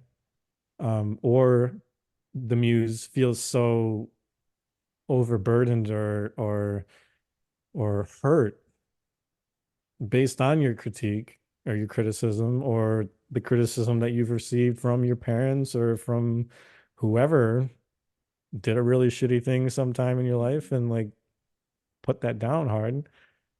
uh there's a lot of work that potentially has to come for them to turn back towards you. And if we look at that in the capacity of like having writer's block or just feeling like you're in a drought, like I had to do a lot of work to get my muse to come back around to me, because the fact that I am terrified to walk down that path. I feel very daunted. I can sense like how important it is to me, and I can sense just how much of my own comfort level I'm gonna have to step out of, or like, yeah. So when I finally came back around, like, man, it was tough. Like she was like, you're gonna have to prove yourself to me. Like you're gonna have to do the work now. You're gonna have to go out there and perform. You're gonna have to write the songs. You're gonna have to actually own me and embody me and welcome me into this process in a way that you never have, for me to be there with you, because I want to know that it's real this time. It's such like a relationship. Yeah, I Like was about to uh say it sounds like your ex took you back. yeah, and But it that, makes a lot of sense. It really does. yeah. So Yeah, and did so you just, it's sorry, you go. I was just gonna say that, yeah, and then she appeared on a couple occasions in those early days as a few ex-girlfriends of mine. One of them and specifically was a musician, so it like was really appropriate. That makes a lot of And sense. yeah, it was a ride, man. And I'm still in that dance with her because I'm not arising fully to where I want to be, and I'm still kind of like, because I guess the hesitancy for me is like, this is very vulnerable. This is my music is such a part of me that to put it out is so vulnerable. And if I don't receive the reaction that I want in my heart, like what does that do to me? What does that say about me? Like there's all these dumb voices that And then come you up, just have to go and back and remember that if you don't do it and you're not vulnerable, how are you going to feel then? yeah, Yeah. no, that's yeah, Well, you're exactly. putting it out there now on this episode, so hopefully she'll be very happy with you tonight and you'll have a lovely I know. dream. Exactly. So when you Oh help man. connect people with their muse, is it just like you use like dream incubation and you're kind of willing them in, or do you have any other kind of a technique that you use to help people kind of uncover who their muse is? Yeah, so the way that you can look at the muse is that the muse is that feeling. She is that energy, or he. For the women that were in my class, it did he did appear as a man. Um, uh, that feeling that you've always felt as a songwriter, that comes into you, that moves through you as you're playing, that feels like something greater is happening here. that is her. That is her energy. That is that spirit within you that is moving forward. You can call her your soul. I mean, the height of what this means for you as a songwriter doing this kind of work is that she is she is the anima. She is the emissary of the deep unconscious, like the true self. I mean, the way that Carl Jung talks about the anima experience is that she is kind of the she is the figurehead who is like the relational kind of bridge between you and the self. And so your relationship to her and the way that that relationship is like that is your bond. The sacred marriage is the sacred marriage because that is you being in union with the true self. Mm, Um, that's and beautiful. so this is that deep of work. Like this work can be that deep for you. It is your soul. It is you being in communion with your soul in a way that is so true for you as a musician. That is the way forward for you as a musician. If this is something that really like lives in you, like this is how you can be with dreams and be with yourself in the context of being a musician, being a person, being a human. That's what makes it so special to me is because this is so much of why this is soul retrieval for me because this is the relationship that you are forging by doing this work is being in relationship with her is being in relationship with yourself and your deepest self I would say. And so yeah, if you're having a hard time with dreams and yeah, because the incubation part is part of it. Like you're opening yourself up, asking for her to show herself or himself, um, or their self, however your muse wants to show up. Um, and if that's hard for you, if you're having a hard time with that, the way you can relate that and begin that process in your waking life is by connecting with that feeling and realizing that this feeling that you've always had where when you sink deep into writing your song, that space that you exist in, that dark, inviting, beautiful, warm space that you're in, that cocoons around you as you're writing, like that is where you connect with her. And so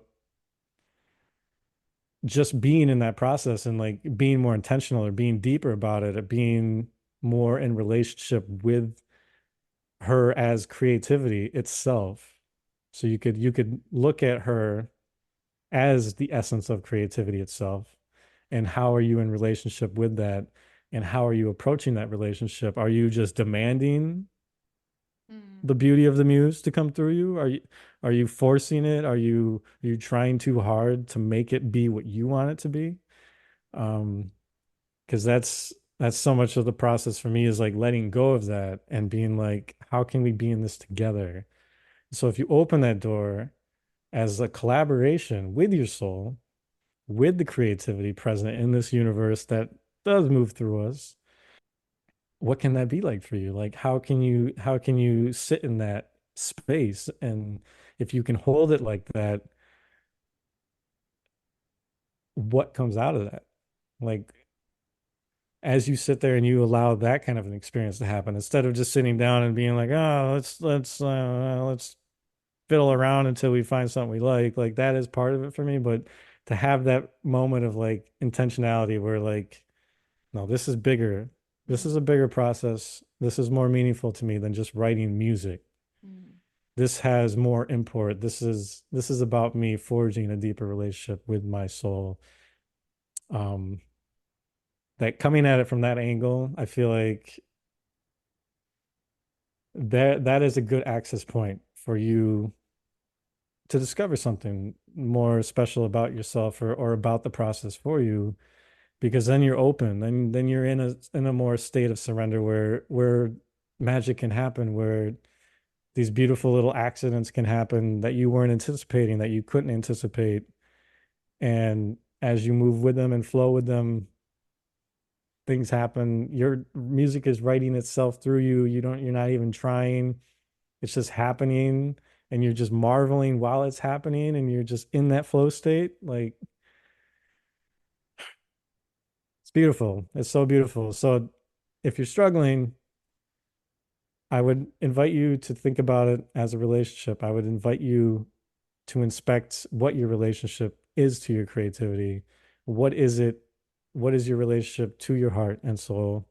What is how capable or what capacity do you have for being so open to a relationship there? Um, and yeah, how deep are you willing to go? How true are you willing to be to that space within you? And Yeah, go I, there and see what comes up. It's yeah. it's really inspirational. Like, I'm no musician at all, but I can resonate with what you're saying in the way that I used to be an artist, and yeah, I'd have a wounded muse in there as well because I've completely shut that out as well. But I know when you Mm, said that feeling, I was like, oh, I know that feeling. yeah. Um, and lately my art tried to come back to me in a dream, and it kind of like waved a white flag at me by like painting a white rainbow on a white canvas to say like, I'm sorry and I'm here still type thing. And I haven't gone anywhere with it since then. So I'm going to embody what you've been talking about and give it a go and see what appears and let you know and Yeah, see, please do. And I mean, this can translate so easy for any kind of art, yeah, whatever you got, whatever you're doing, because it's the same feeling. It's that creative force that moves creativity, through yeah. us, that is connected to all of us. And yeah, and if you're in a state of surrender and you're in collaboration with that force and you're not working against it so hard, Mm. what can you two create together? It's beautiful. So I would, yeah. You said it was a white rainbow Yeah. or like a flag? A white rainbow on a white canvas. So it was just all white, but I knew that there was a rainbow there, but it was all Okay. white. Yeah, I'd be curious Yeah. if you tried to honor that and maybe just started, called that in and been like, show me what you want. What can we do here together? And Mm. how can we do this? And yeah, maybe there's color that fills in. Mm. That's Maybe cool. it's not even a rainbow. Maybe it's something that surprises the heck out of you. And you're like, oh, damn, this has been so dormant and it has been just clawing and wanting so badly to come out. Yeah, definitely. Are you going to the International Association for the Study of Dreaming conference this year? I am not. I'm so bummed. I was Mm. hoping it was going to be stateside, but it's not. But Roll Duke, I have on good authority from a lot of people is an absolutely beautiful place. Yeah. Like the it's like an old monastery and yeah, I just one of our first interviews on our podcast was a woman who talked about a couple dreams that she had of that monastery after having visited it at one of the conferences because they use that place quite Mm. often. So yeah, if you and Amina have the opportunity to go, man, it's gonna be beautiful. Oh, I I'll did be. go in 2022. I did have the opportunity to go to that conference. It was being held in Tucson, and that's where Jason, my co-host to the podcast, lives. And I was like, I have to make this work this year because not only will I get to see you, but then I'll be able to be at the conference with you. And man, it was so beautiful. I got to stay with him the whole week, and I I was performing, so I performed a whole handful of these songs at the performance to a packed room of dreamers, which was like my perfect audience. And so I was able to share Sweet.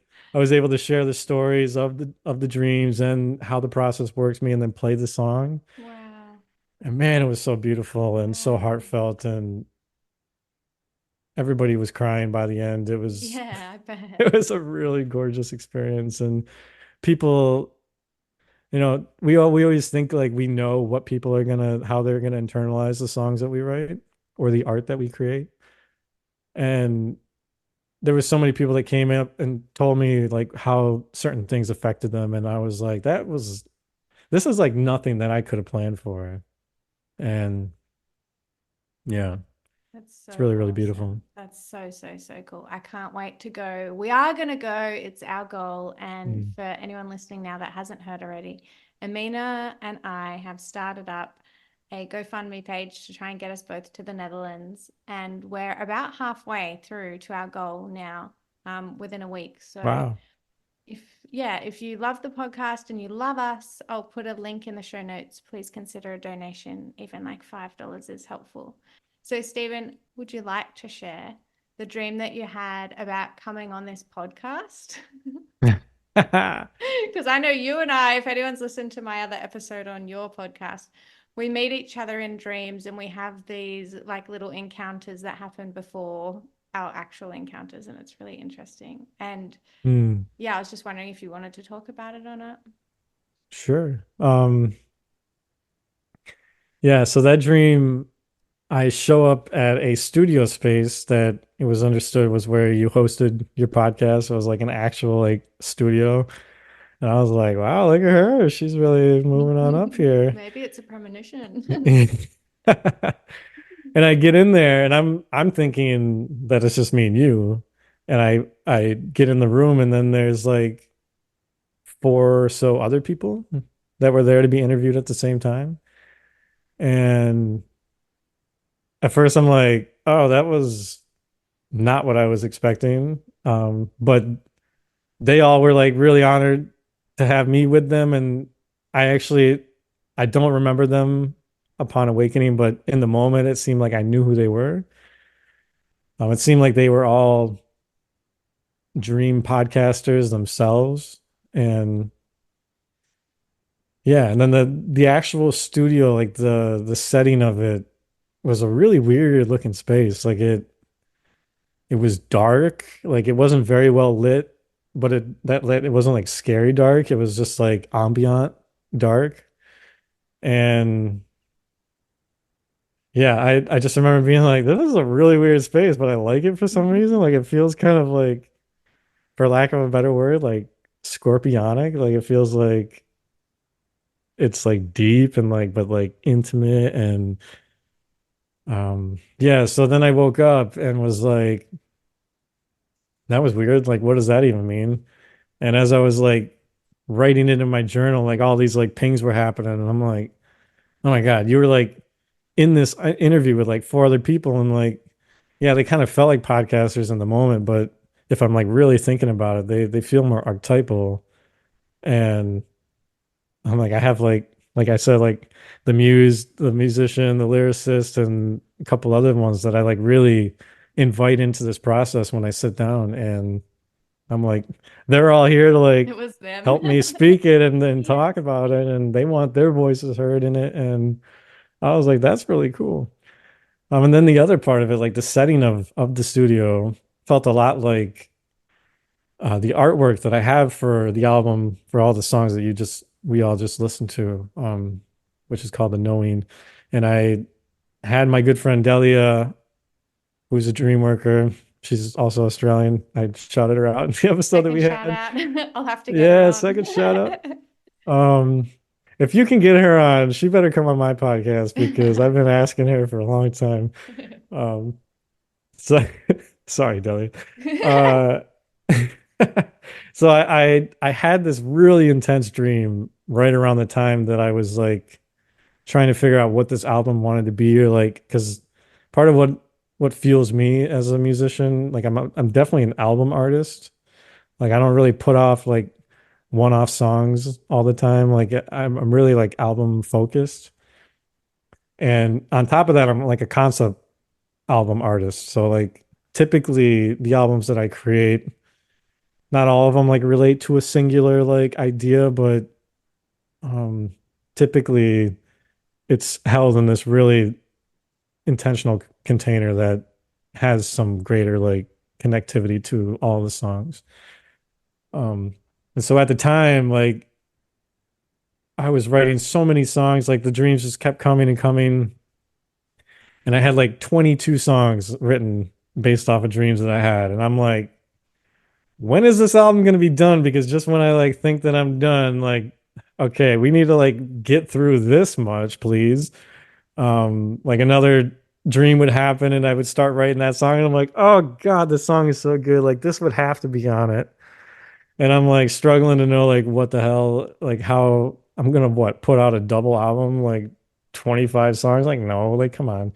Who's gonna listen to like a 25 song album today? So anyways, I had this dream that helped me like understand that there were two albums here.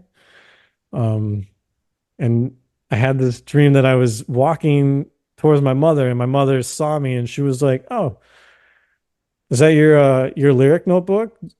And I looked down and realized I had a notebook in my hand. I was like, "Oh, yeah, I guess it is." And we start flipping through it and she's like, "Man, I bet you have a bunch of great songs in here." And we're flipping through it and instead of it being lyrics, it's all pictures. It's like these really like intense like images and the only one that I can remember was this image of this man who was suspended in a cylindrical water chamber and all around him were like these like what like mad scientists kind of like vibey things and tubes and pipes and it had that like dark like intimate feel and in front of that well so the man is in the tank and he's unconscious he's just floating there he's unconscious and there's a scorpion that's in the tank with him like a large scorpion and that is unconscious too and there's this wall of security guards in front of this water chamber and their eyes are kind of glowing and they just seem to possess this knowing and me and my mother are looking at this image and we're like oh my God like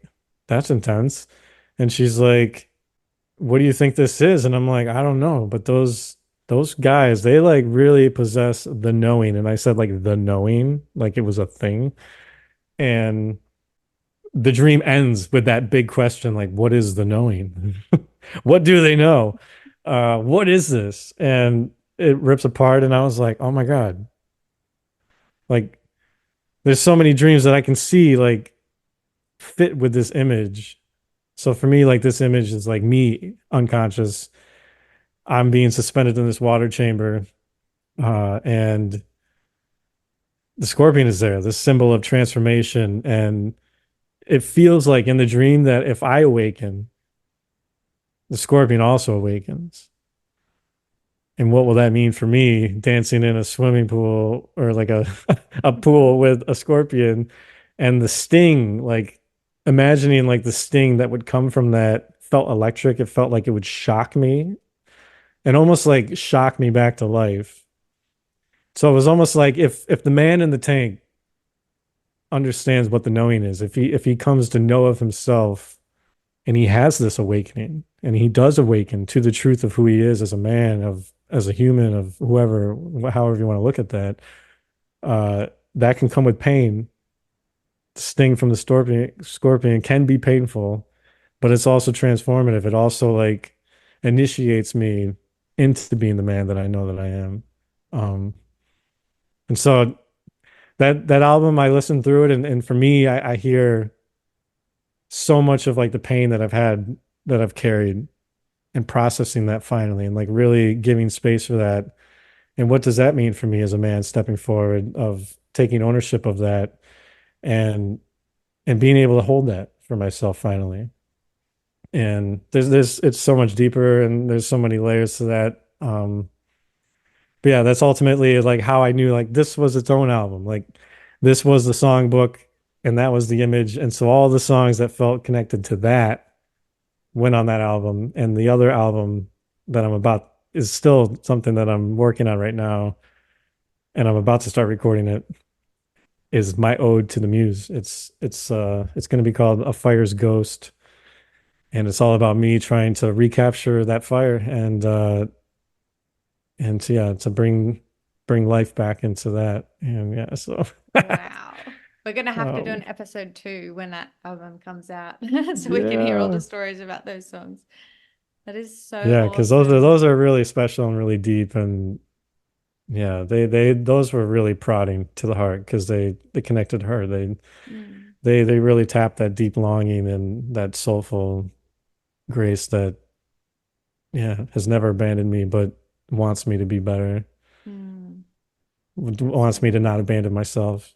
If you're a musician, engaging with your dreams and asking for them to give you those little snippets and to trust in them and to allow them to be seeds that grow into something really beautiful that takes you into places within yourself that you can't even anticipate right now. There's been so many little snippets that I've been given that I didn't really know what to do with them at first. And I sat with them, sometimes a couple months. And over time, like they worked on me and like life happened to me that informed me deeper, like what that song actually really wanted to be. And like one of them was called She's Lost to Us. I was just, uh, my co-host from the podcast, Jason, came to me in a dream and said, I want to write a song with you called She's Lost to Us. And that was pretty much it. And I woke up and was like, okay, it's a beautiful title. It Yeah. really, it's deep. It means something to me. But like, what does that actually want to be? And I had no idea. And I was driving far away for work one day and I was having a real hard time with myself that day. I was really struggling to like know how to like get above these feelings that were rocking me that day. And I felt like having done this work for so many years now that will I ever get there? Will she ever take me back? Is there any hope for me? Like, and it just rocked me so hard and I realized that that's the place it wanted to get me to. Like to really feel into that cavern inside of me that feels bottomless, that feels like, how am I ever going to heal my soul? How am I going to ever right this relationship? Um, how do I ever arrive? And it that song is this gorgeous, very heartbreaking ode to my journey of trying to like find my way back to her and speaking honestly to that feeling that she does and has felt lost to me. And to really go there with that song was so deeply healing and it's so haunting to me to listen to now and just be like knowing that I'm not fully on the other side of that.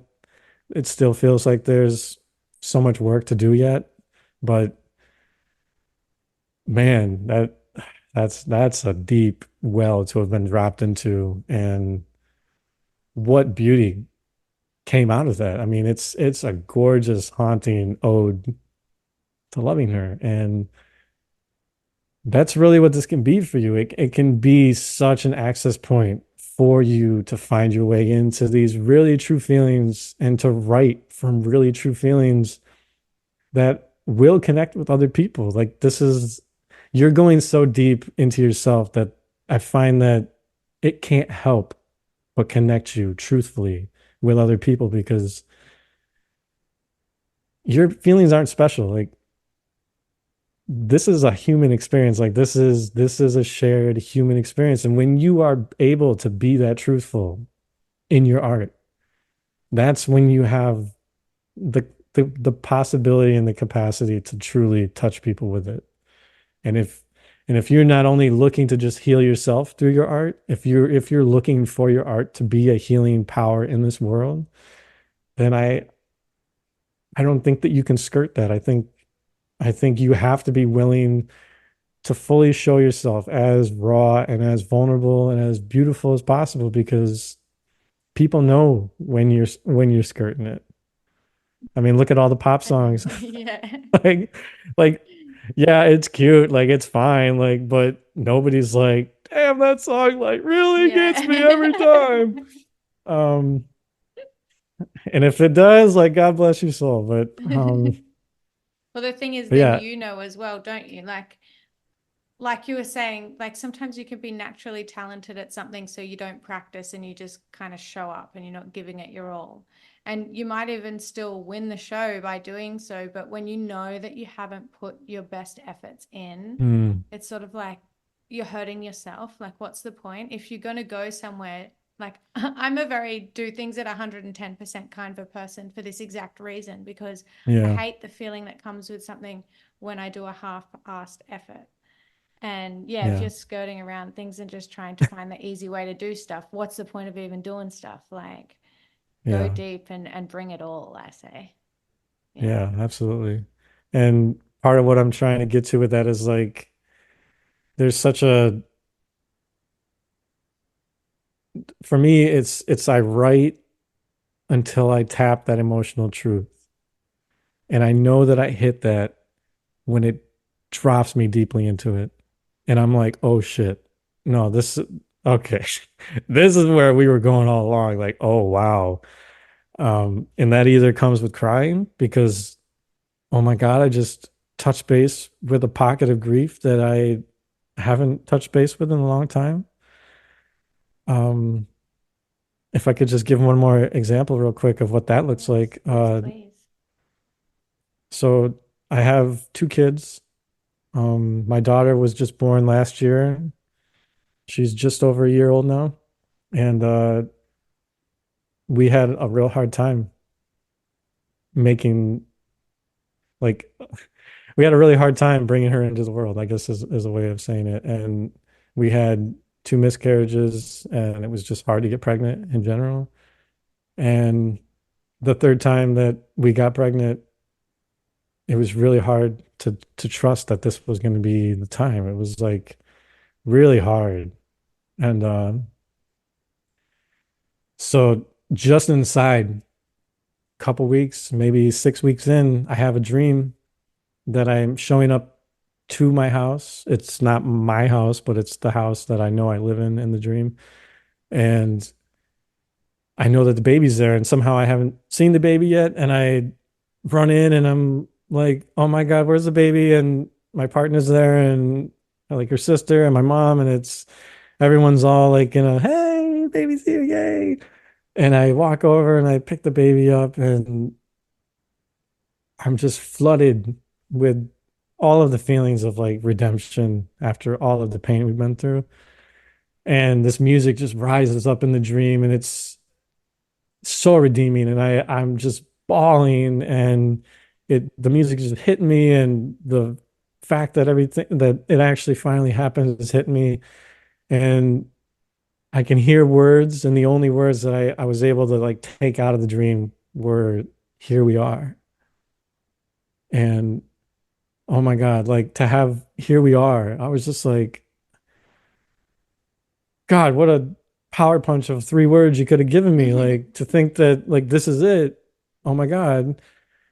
But we hadn't even gone to the first ultrasound yet. So I'm like, don't you dare do this to me. Like, don't give me this song.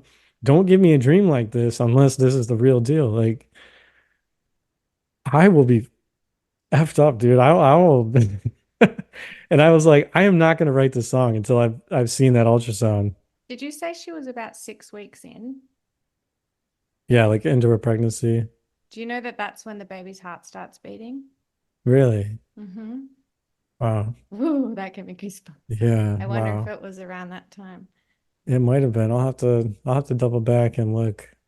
Um, but yeah, so but I was up. It woke me up in the middle of the morning. I still had a couple hours before I had to go to work. And I went down in the basement and I was sitting there and I'm like, I can't write this song because if I write this song and it happens again, like, oh, that's gonna make me so mad. But I pulled up an old song, like I had like recorded just like a chord progression like a few weeks before. It was beautiful, and I was like, I don't want to forget this.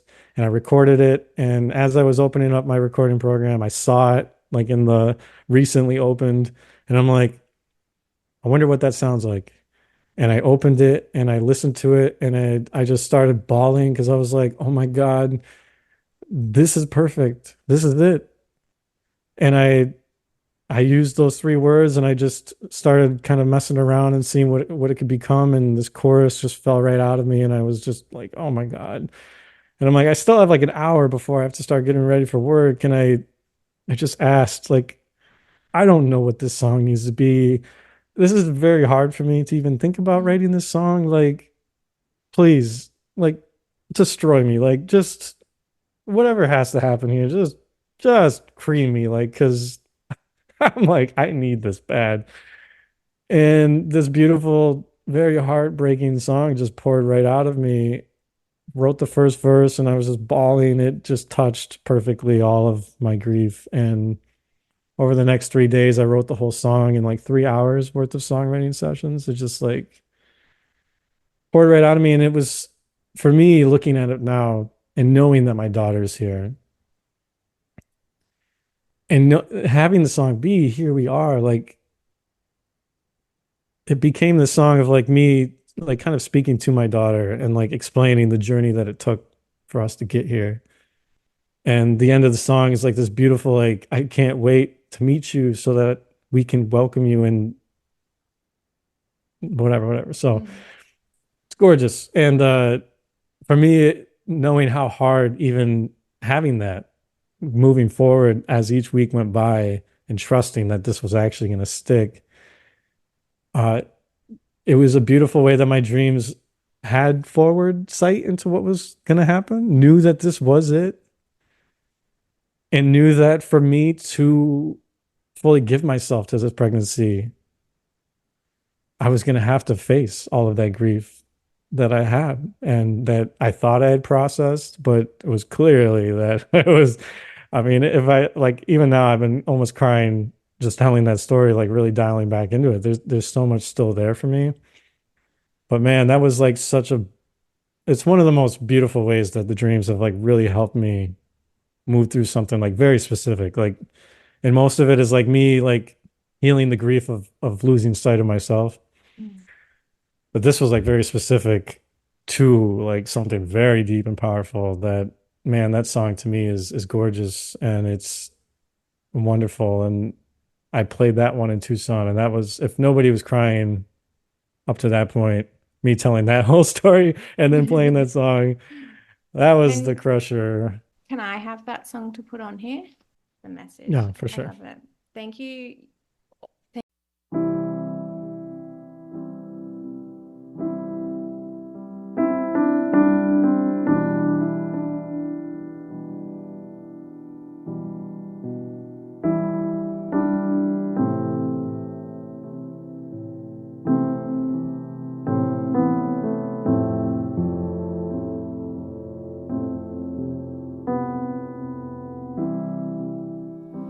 Your mother and I just can't believe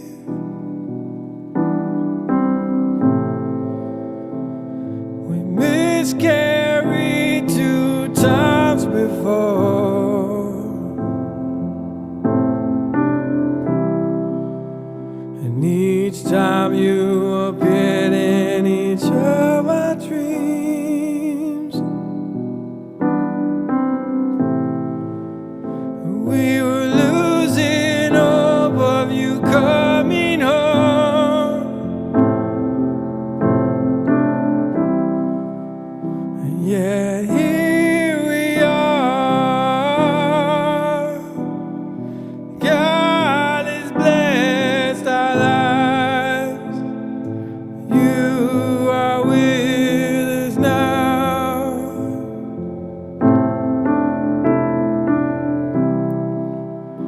Yeah, here we are.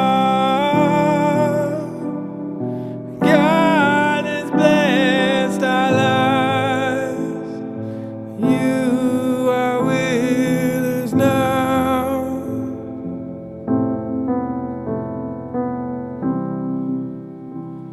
And each of us felt you missing.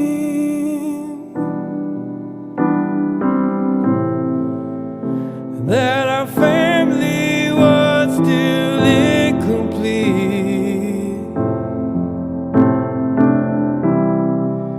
And when your brother would ask for a sibling, it would break our hearts for our missing piece.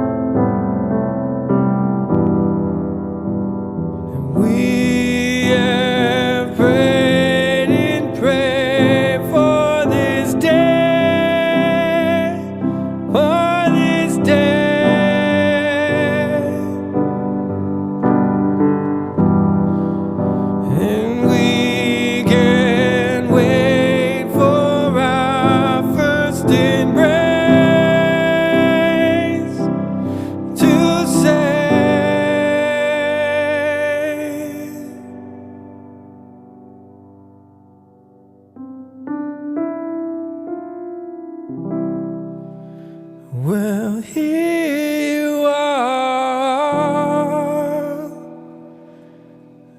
come to bless our lives.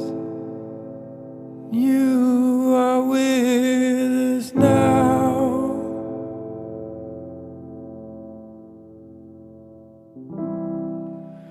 Well, here you are, welcome to our lives. We are complete now.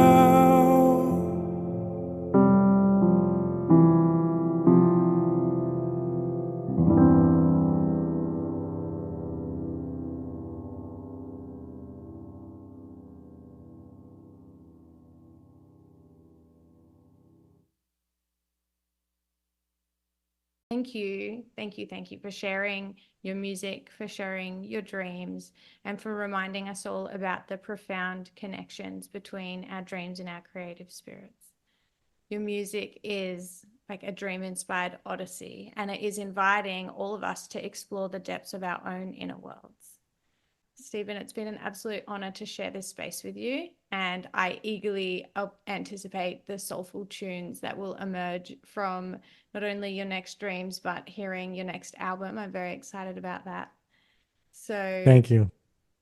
is there anything that you wanted to leave the listeners with, any tips or messages for them at all? In like the end of March, I haven't set on an actual date, but I'll have you also put the website for the songwriting class. The end of March, like early April. I haven't quite settled on when the date is, but that's when I'm planning on doing my next round. So if any of this is like sounded awesome to you, and you know you can do this on your own just fine, I'm sure. But if you want more coaching or like community and in it with a bunch of other people, and I don't know, I find that it's really helpful to learn this at least initially from somebody who's done this kind of work before. Would love to have you. And yeah, that's it's exciting for me to be able to share this because I mean it bubbles out of me. It's the link between dream work and music has been such a beautiful part of myself, and it really is like something so unique and so niche and so like true to me for me to offer the dream work world. So anybody who's out there who's feeling an itch or felt something tingle or something like really hush over top of them today, I would love to have you be a part of that and to welcome you into that because it really is it's so deeply meaningful. It's so transformational. It's really so connecting, and I can't speak to it highly enough. So yeah, do it. Do it. Jump in, baby. Thank you, Stephen. Well, you've done a great job explaining all of that today. And yeah, it's very moving. I'm blown away by today's episode. Thank you so much. And listeners, remember to embrace the night's wisdom and to let the muse of your dreams shape the music of your soul. Until next time on the Dream Hub podcast, keep dreaming and keep creating.